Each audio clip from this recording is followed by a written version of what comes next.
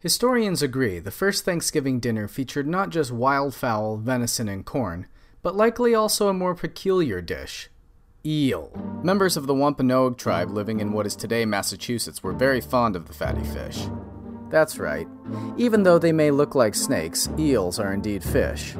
As I have never been a fan of the taste of turkey, I propose that we return the eel to its rightful place as the Thanksgiving meat staple. It will soon be a cornucopia full of eels on all the Thanksgiving puzzles, and children will be tracing their hands not to make turkey pictures, but eel pictures. Let's see what my family thinks about the idea. I don't think I'd ever have eel for Thanksgiving. They look ugly. They're not attractive. I don't like slimy things. I wouldn't eat it to begin with, so I'm not going to go, yeah, because I just wouldn't eat it. Well, maybe it's not for everyone, at least not yet.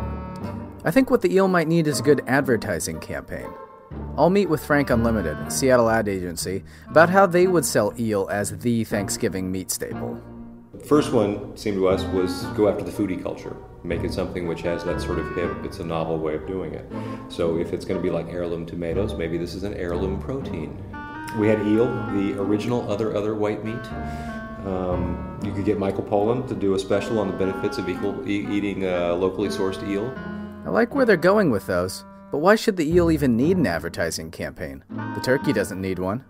Maybe it's just a problem of how Americans view the eel. On the Micronesian island of Ponape, there's a clan called the Lasialop who hold the eel as a totem of their clan, a totem they are directly descended from. I can't imagine anyone ever believing they're directly descended from the heritage turkey. Maybe eels are too interesting and too important a creature to be killed and consumed by millions of people on one single day of the year. I'll call up James Prosek, the guy who wrote the book on eels, appropriately titled Eels. I think it would be a great thing for the eel to be the staple of Thanksgiving dinner, because they would have to find ways of supporting the wild populations, because nobody's been able to reproduce eels in captivity in an economically viable way. So all the eels would have to be wild-caught eels, and if they were harvested sustainably and the populations were healthy, then it would be totally fine. It really is the creature that we should be most thankful for, because it's what sustained those first settlers at Plymouth Colony. Alright, so maybe my idea isn't so bad. Perhaps even a new hybrid dish is in order. Can we have eel stuffed turkey? Instead of that turkey done turducken, it'll be an eel turkey.